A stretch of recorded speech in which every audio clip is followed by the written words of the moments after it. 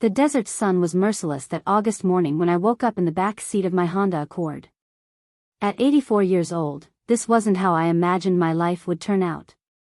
I once owned a house. I had savings. I had a future. But one phone call destroyed everything I'd built in 40 years. A voice so convincing, so perfectly crafted, that it didn't just take my money, it took my home, my dignity, and nearly took my will to live. Most people think scams are obvious. That only foolish people fall for them. But what if I told you that the person who stole everything from me knew details about my life that made me believe God had finally answered my prayers? What if the promise of helping my grandchildren finish college blinded me to every red flag? And what if, right now, someone is making the same phone call to your mother, your grandmother, or someone you love? How does an 84-year-old woman go from owning her home to sleeping in a parking lot? What kind of monster preys on loneliness and turns hope into a weapon? And why do thousands of seniors lose everything each year while these criminals walk free? Before I answer these questions, you need to understand who I was before that phone call. Because this didn't happen to someone careless. It happened to Dorothy Williams, a respected nurse, a devoted wife, a loving mother. And if it happened to me, it can happen to anyone. The desert sun was merciless that August morning when I woke up in the back seat of my Honda Accord. At 84 years old, this wasn't how I imagined my life would turn out. But let me take you back to where it all began, because my story isn't just mine. It could be yours. It could be your mother's. It could be anyone who ever felt alone and desperate for hope. My name is Dorothy Williams, and I'm about to tell you how I lost everything I owned to a voice on the phone. A voice so kind, so convincing, so perfectly crafted that it destroyed 40 years of hard work in just 3 months. This is my confession, my warning, and maybe, just maybe, my redemption. It started on a Tuesday afternoon in March, 2 years ago. I remember because Tuesdays were always the hardest. That was the day Richard died, 15 years before. Every Tuesday, I'd sit in our living room, the house we'd bought in 1987, and I'd feel that emptiness all over again. My children had moved away. California. New York. Busy lives, busy families. I understood. I really did. But understanding doesn't make the silence any quieter. I was folding laundry when the phone rang. I almost didn't answer. Most calls were scams or telemarketers, and I'd learned to ignore them. But something made me pick up that day. Maybe it was boredom. Maybe it was loneliness. Maybe it was fate's cruel sense of humor. Hello, is this Mrs. Dorothy Williams? The voice was warm, professional, with just the right amount of excitement. Yes, this is she, I replied, already reaching to hang up. Mrs. Williams, my name is David Miller, and I'm calling from the National Prize Commission. Ma'am, I have some incredible news for you today. Are you sitting down? I wasn't, but I sat. Something in his tone made me listen. Mrs. Williams, your name has been selected in our National Senior Citizens Lottery Program. You've won $2.8 million. My heart stopped. Actually stopped. I'd never played the lottery. Never bought a ticket in my life. I told him this. Oh, that's the beautiful part, ma'am, David explained, his voice dripping with enthusiasm. This isn't a lottery you enter. This is a federal program designed to give back to seniors who've contributed to society. Your name was automatically entered based on your Social Security contributions and work history. You were a nurse, correct? 42 years at Sunrise Hospital? He knew. He actually knew. That detail, that one little fact about my life, made everything feel legitimate. How could he know that if it wasn't real? Yes, I whispered. Yes, I was a nurse. Mrs. Williams, you dedicated your life to helping others. Now it's time for someone to help you. This prize is real, it's yours, and I'm here to walk you through every step of claiming it. I should have hung up. I should have called my daughter. I should have done 100 different things. But I didn't. Because for the first time in 15 years, I felt like God had finally heard my prayers. You see, my grandbabies were in college. Student loans piling up. My daughter Lisa worked 2 jobs just to help with their tuition. My son Marcus had medical bills from his wife's cancer treatment. I'd been praying for a way to help them, to leave them something, to matter again. And here it was. $2.8 million. Enough to change everything. What do I need to do? I asked, my voice shaking. Well, ma'am, there's some paperwork, naturally. And there are processing fees and taxes that need to be paid up front before we can release the funds. It's federal law. But don't worry, we'll guide you through everything. Processing fees. Taxes. It made sense. Nothing in life is free, right? I'd paid taxes my whole life. This seemed normal. How much are the fees? I asked. For a prize of this size, the initial processing fee is $15,000. But Mrs. Williams, think about it. $15,000 to get $2.8 million? That's less than 1%. It's nothing compared to what you're receiving. $15,000. That was most of my savings. The money Richard and I had scraped together, penny by penny, for emergencies. For end-of-life care. For burial expenses. But David was right. What's $15,000 compared to millions? I need to think about it, I said. Of course, of course. But Mrs. Williams, I need to be honest with you.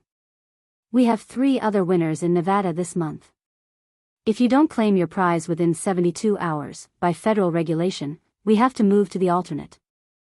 I'd hate to see you lose this opportunity. 72 hours. The clock was ticking. Pressure mounting. Fear of losing this miracle creeping in. Can I call you back? I asked. Absolutely. But let me give you my direct line and extension. We're only open until 5 p.m. Pacific time, and I'm your dedicated claim agent. If you wait too long, your file might get reassigned. He gave me numbers, official-sounding extensions, even an employee ID number. Everything felt real. Everything felt urgent. Everything felt like my last chance at matching. That night, I couldn't sleep. I lay in bed, staring at the ceiling, doing math in my head. $2.8 million. Minus $15,000.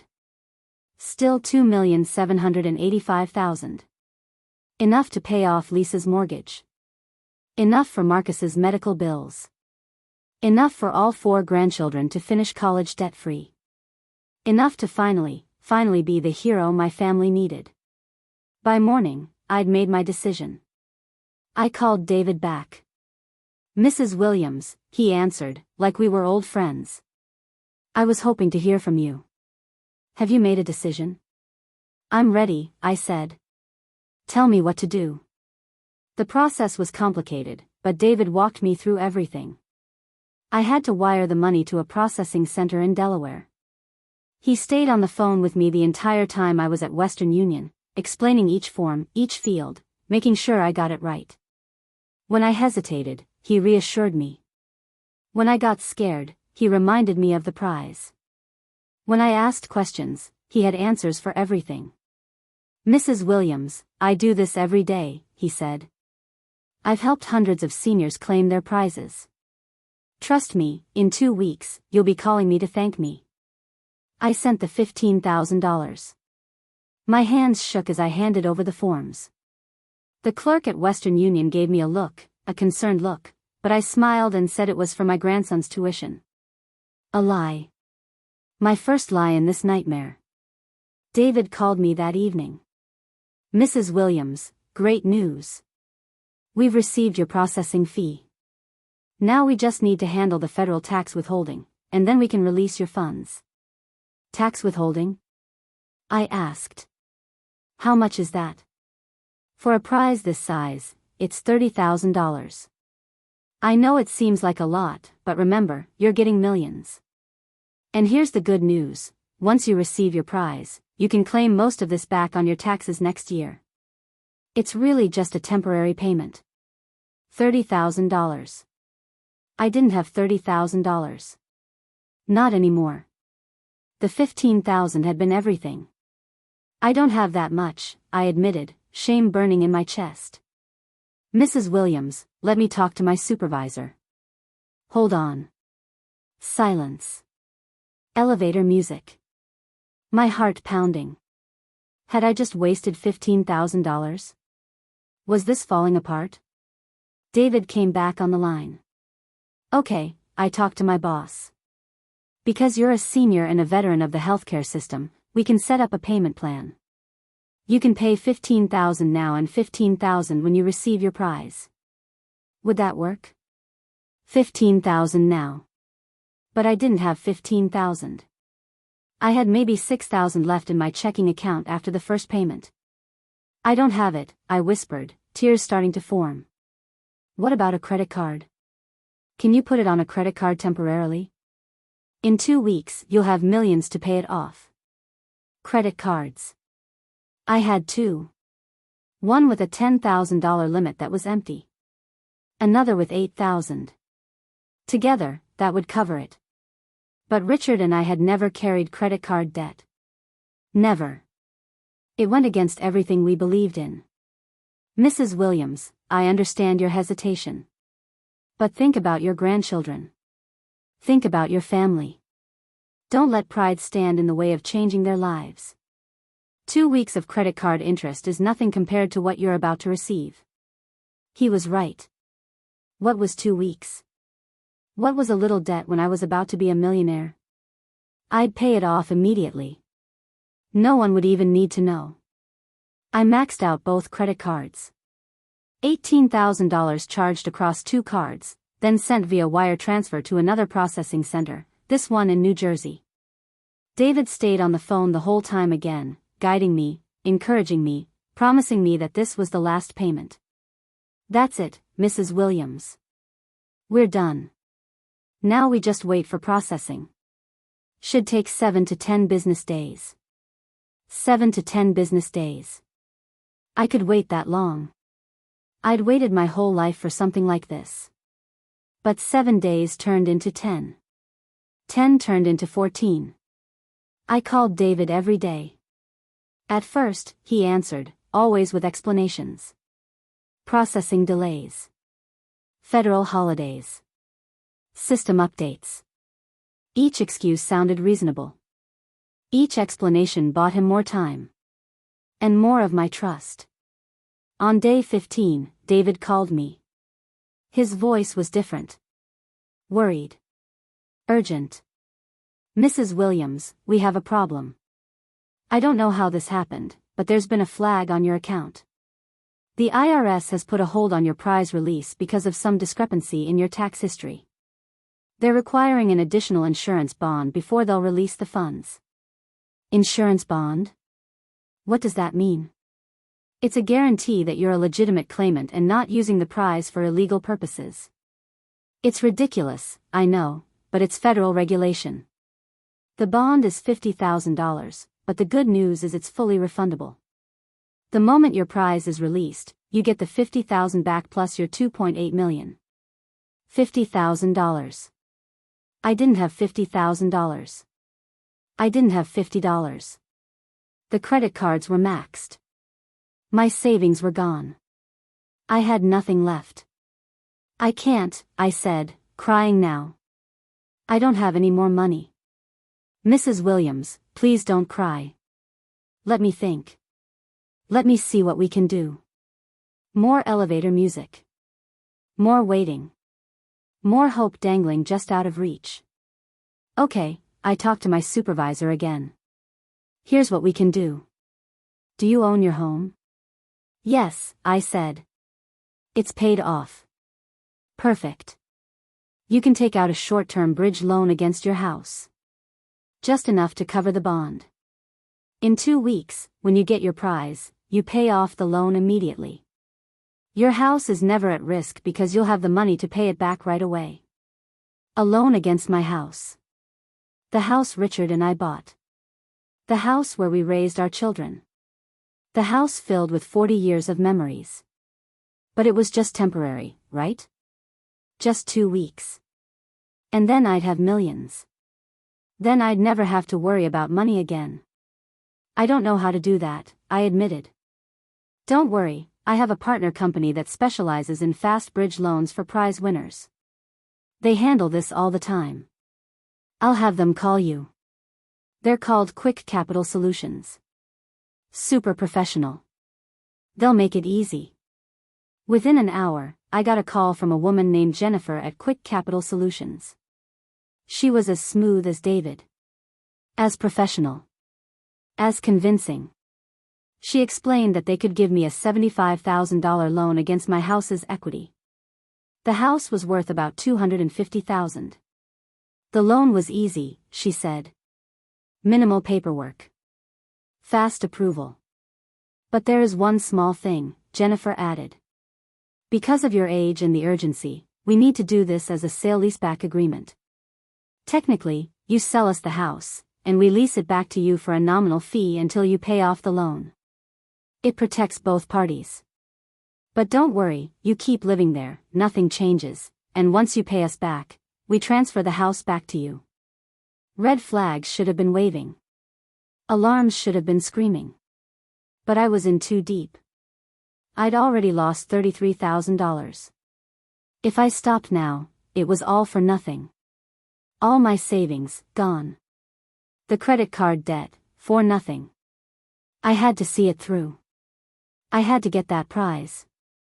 I signed the papers Jennifer sent. Barely read them. Barely understood them. I just wanted my prize. I just wanted this nightmare to be over. Within 3 days, $75,000 was deposited into my account. I immediately wired $50,000 to yet another processing center, this one in Florida. I kept $25,000 in my account. For emergencies. For bills. For surviving until the prize came. David called again. Mrs. Williams, you did it. We've cleared all the holds. Your prize is being processed right now. You should see the funds in your account within 3 to 5 business days. 3 to 5 business days. I could make it. I was so close. But 3 days passed. Then 5. Then 7. I called David. No answer. I called again. Voicemail. I called 20 times in one day. Nothing. I emailed. Bounced back. I tried to find the National Prize Commission online. Didn't exist. I called Quick Capital Solutions. Disconnected number. The world started spinning. My chest got tight. I couldn't breathe. This wasn't happening. This couldn't be happening. I went to the bank. Sat down with a manager. Explained everything. Watched his face change from curiosity to pity to horror. Ma'am, he said gently, you've been scammed. The National Prize Commission isn't real. This David Miller person isn't real. And I'm very sorry to tell you this, but that sale-leaseback agreement you signed? That wasn't a loan. You sold your house. What? I couldn't process it. No, that was just temporary. Until I get my prize. There is no prize, ma'am. There never was. These people target seniors, build trust, and systematically drain every asset you have. And the house, you need to look at those papers you signed. If it was a legitimate sale, you might not own your home anymore. I drove home in a daze. Pulled out the papers Jennifer had sent. Read them carefully for the first time. The words blurred through my tears, but the truth was clear. I'd sold my house for $75,000, about a third of what it was worth, to a shell company registered in Delaware. The leaseback clause had expired after 30 days. I'd missed the notice in all my panic about the prize. I didn't own my home anymore. And I had 30 days to vacate. I couldn't tell my children. How could I explain that I'd been stupid enough to fall for a lottery scam? That I'd lost their inheritance? That I'd destroyed everything their father and I built? The shame was suffocating.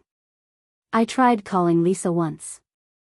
Got as far as, "Honey, I need to talk to you about something," before I broke down crying and told her it was nothing, just missing her father. She said she'd call back later. She didn't. Life is busy when you're raising teenagers and working 2 jobs. The eviction notice came on a Thursday. 30 days to leave the premises. The new owners, whoever they were, weren't interested in negotiations. Just wanted me out. I packed what I could fit in my Honda Accord.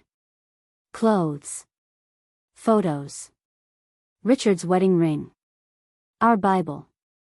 Everything else, the furniture, the dishes, the life we'd built, I left behind. Couldn't afford a storage unit. Couldn't afford anything. On June 15, 2022, I spent my first night living in my car. I was 84 years old, and I was homeless. If you're still watching, please stay with me. Because this is where my story gets real. This is where I learned what it means to survive. Write in the comments if you've ever felt invisible. If you've ever made a mistake so big you thought you couldn't come back from it. Because I need you to know, you're not alone. Las Vegas in the summer is hell on earth. Temperatures hit 115 degrees. Inside a car, it's closer to 130. I learned quickly where the public libraries were, where I could sit in air conditioning for a few hours before they closed. I learned which gas station bathrooms were cleanest for washing up. I learned which churches served free meals and which ones asked too many questions. The nights were the hardest. Even with the windows cracked, the heat was unbearable. I drive to different parking lots, Walmart, 24-hour grocery stores, rest stops, trying to find somewhere safe to park for the night. Security guards would knock on my window, tell me to move along. Like I was a criminal. Like I was dangerous. I was just an old woman with nowhere to go. The shame was worse than the heat. I'd see people I used to work with, people from church, people from the neighborhood. I'd duck down in my car, hide my face, pray they didn't recognize me. How had I become this? How had Dorothy Williams, respected nurse, devoted wife, loving mother, become a homeless woman living in a sedan? My body started breaking down. My back ached from sleeping in the car. My legs swelled from sitting too much. I had a bladder infection that I couldn't afford to treat. Medicare covered some things, but not the dignity of having a bathroom whenever you needed one. I lost weight. A lot of weight. Not by choice. When you're living on 1 meal a day from charity kitchens, you don't exactly maintain your figure. My clothes hung off me. I looked sick. I looked exactly like what I was, a woman who'd given up. But here's what nobody tells you about being homeless. You become invisible. People look right through you. That lady in the parking lot? Not there. That woman washing her face in the McDonald's bathroom? Don't see her. Society is really good at not seeing what makes them uncomfortable. There were others like me, though. I found them eventually. A small group of seniors living in their cars, parked in various lots around the city. We'd meet sometimes, share information about where to get free meals, which parking lots were safe, which shelters had beds available. We didn't share our stories much. The shame was too universal. But the solidarity was real. There was Margaret, 76, living in her minivan after her son drained her bank account for drugs. There was Robert, 81, living in his truck after losing his pension in a bad investment scheme. There was Patricia, 79, living in her SUV after her caretaker stole her identity and destroyed her credit.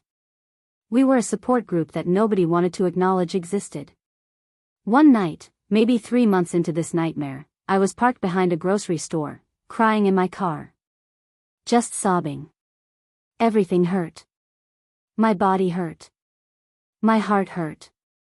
My pride was shattered. I wanted to die. Actually wanted to give up. What was the point? I had nothing. I was nothing. Maybe it would be easier to just go to sleep and not wake up. That's when Patricia knocked on my window. She was holding 2 cups of coffee from the gas station.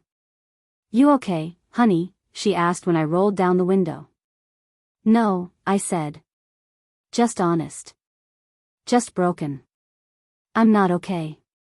She handed me a coffee and sat on the curb next to my car. Didn't say anything for a long time. Just sat there while I cried. Finally, she spoke.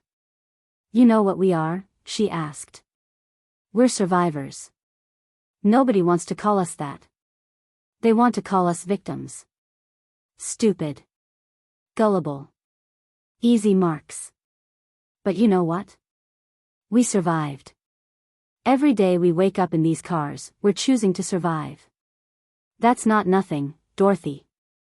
I lost everything, I whispered. No, Patricia said firmly. You lost things. You didn't lose you.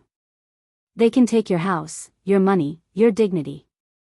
But they can't take who you are unless you let them. You're still Dorothy Williams. You're still that nurse who saved lives. You're still that woman who loved her husband. You're still that mother who raised good kids. A scam doesn't change that. I wanted to believe her.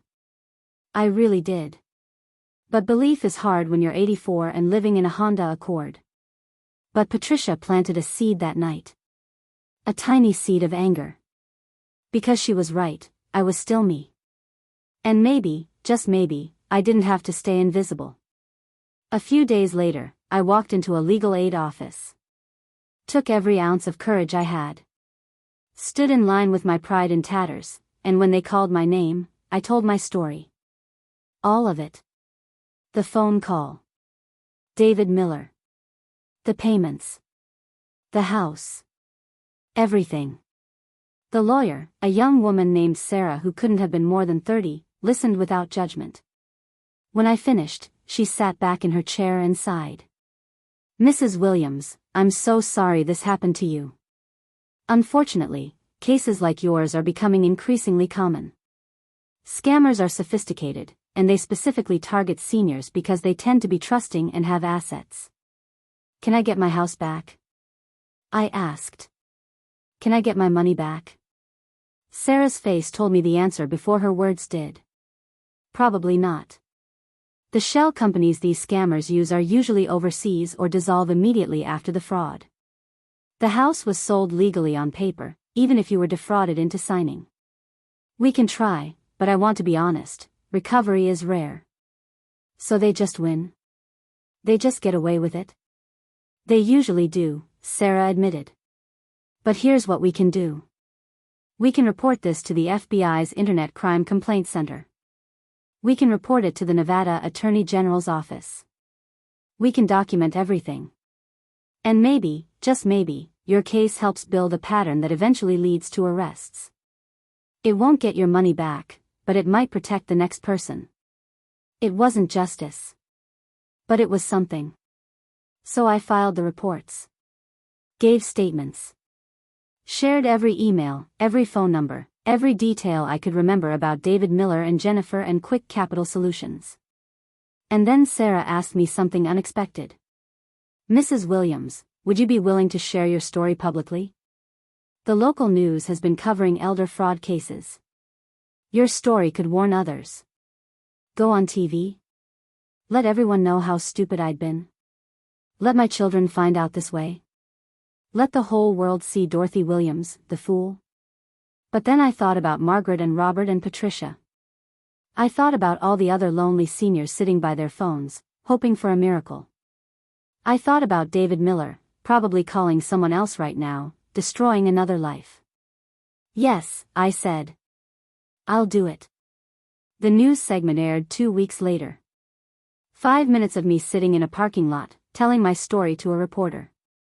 5 minutes of my shame broadcast to all of Las Vegas. I was terrified to watch it. But the response wasn't what I expected. My phone, which I'd managed to keep active through a government assistance program, started ringing. Other victims reaching out. People sharing their stories. A woman who'd lost $50,000 to a similar scam. A man who'd been scammed by fake IRS agents. We were legion, and we'd all been suffering in silence. My daughter Lisa called. She'd seen the segment. She was crying. "Mom, why didn't you tell me? Why didn't you call me?" I was ashamed, I said. "I didn't want you to know how stupid I'd been." "You're not stupid, Mom. You're human. You were lonely and they exploited that. Please, please come stay with me. I'll make room. We'll figure it out." But I couldn't. Lisa lived in a one-bedroom apartment with her 2 teenage sons.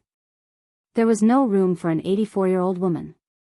And my pride, damaged as it was, couldn't handle being a burden on my children. "I'm okay," I lied. "I'm managing." The news segment led to something unexpected. A non-profit organization that helps homeless seniors reached out. They'd seen my story and had an opening in their transitional housing program. It wasn't much, a small efficiency apartment in a building with 20 other seniors, but it was shelter. It was safety. It was a bed that wasn't a car seat.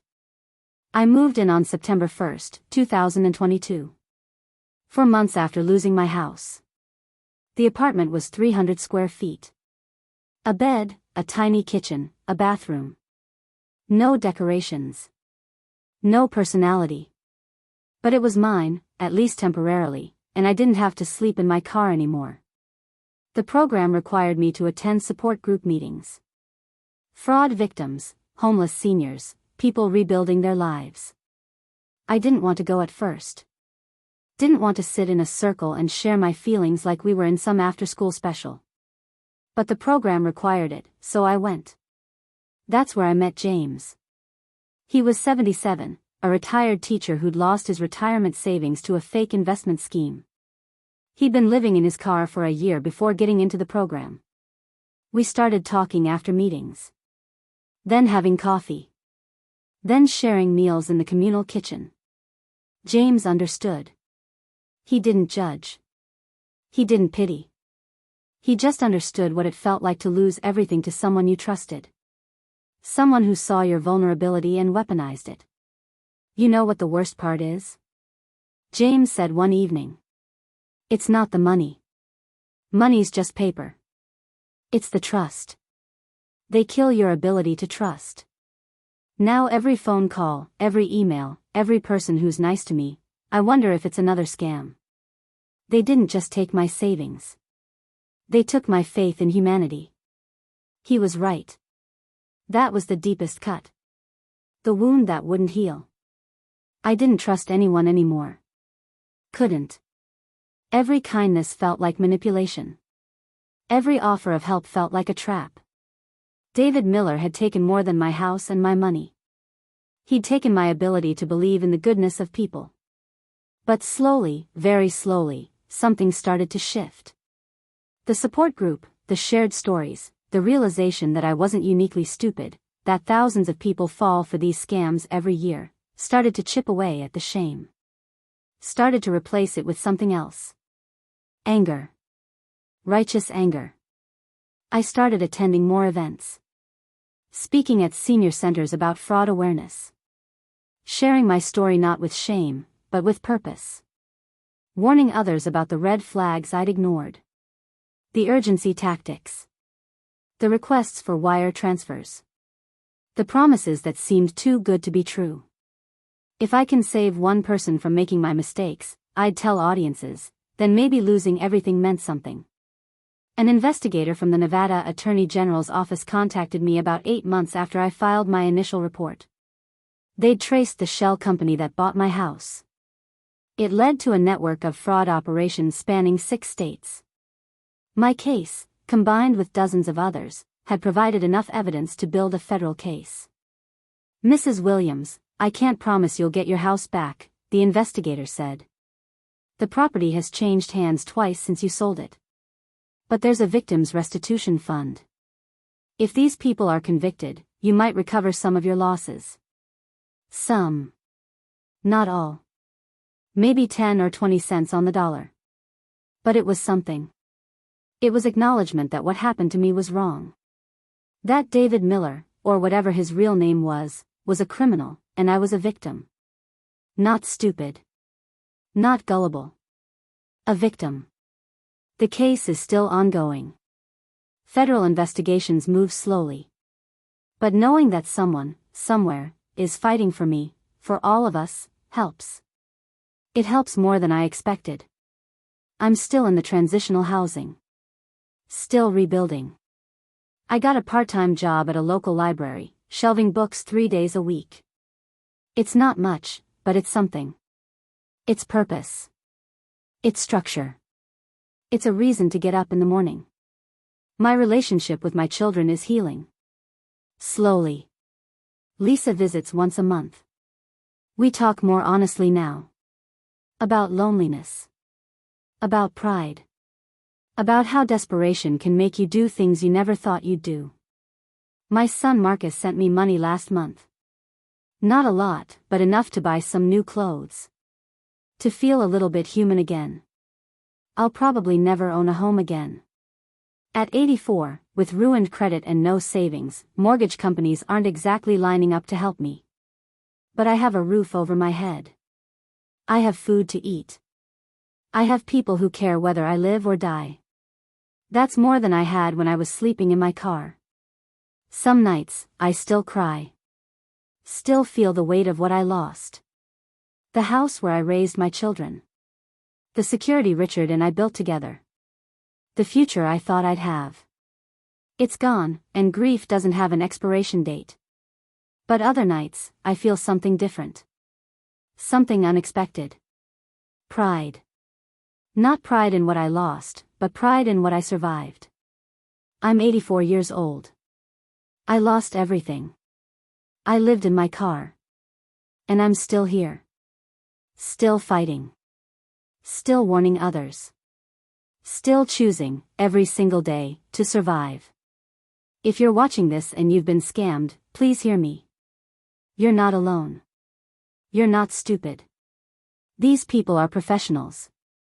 They study psychology. They perfect their lies. They prey on the most human of emotions, hope, loneliness, the desire to help the people we love. Falling for their schemes doesn't make you weak. It makes you human. But you have to speak up. You have to tell someone. The shame will eat you alive if you let it. Trust me, I know. I lived in that shame for months. But the moment you start talking, the moment you share your story, that shame starts to lose its power. Report it to the FBI. Report it to your state attorney general. Call the fraud hotline. Tell your family, even if you're scared of their reaction. Tell your friends. Tell anyone who will listen. Because silence protects the scammers. Silence lets them keep operating. Silence means the next victim will be someone else's mother, someone else's grandmother, someone else's loved one. And if you're watching this because you're worried about an older person in your life, please check on them. Not just once, but regularly. Loneliness is the scammer's best friend. It's the vulnerability they exploit. A phone call, a visit, a moment of genuine connection, these things matter more than you know. They're armor against the David Millers of the world. I want to say something directly to the people who did this to me. To David Miller, Jennifer, whoever you really are.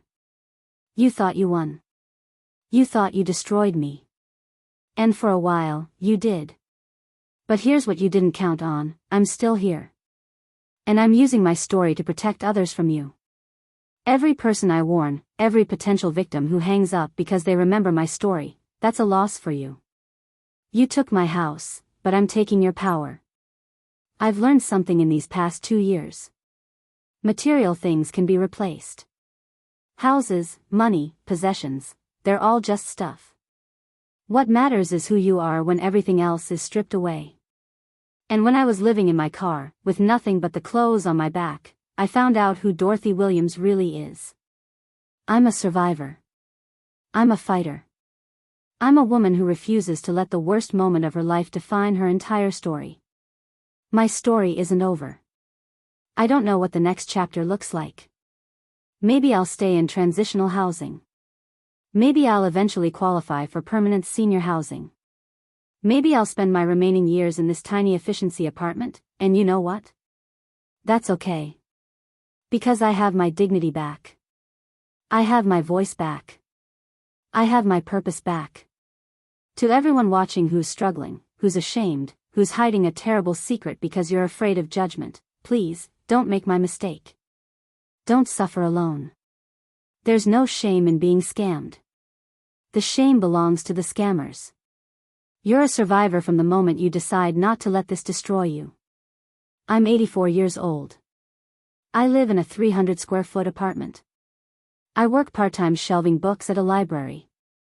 I take the bus because I had to sell my car. I eat dinner in a communal kitchen with other seniors who've lost everything. By society's standards, I have nothing. But I have something the scammers can never take from me. I have my story, I have my truth, and I have the hope that sharing it will save someone else from driving through the Las Vegas heat at night, looking for a safe place to park, wondering how their life fell apart.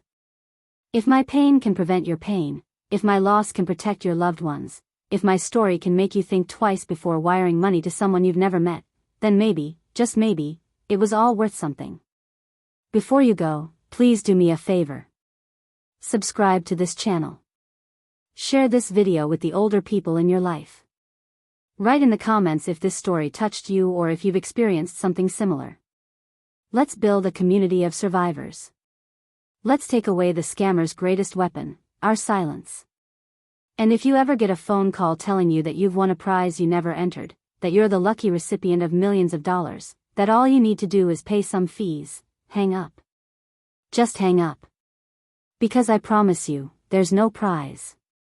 There's only a David Miller waiting to take everything you have. My name is Dorothy Williams. I'm 84 years old. I sold my house for a lottery prize that didn't exist. And now I live in transitional housing, but I live with my head held high. Because I survived. And if you're facing something similar, you can survive too. Thank you for listening to my story. Thank you for seeing me. Thank you for letting Dorothy Williams be more than just another statistic. Remember my face. Remember my warning. And please, please protect yourself and the people you love. God bless you all. And remember, if it sounds too good to be true, it absolutely is.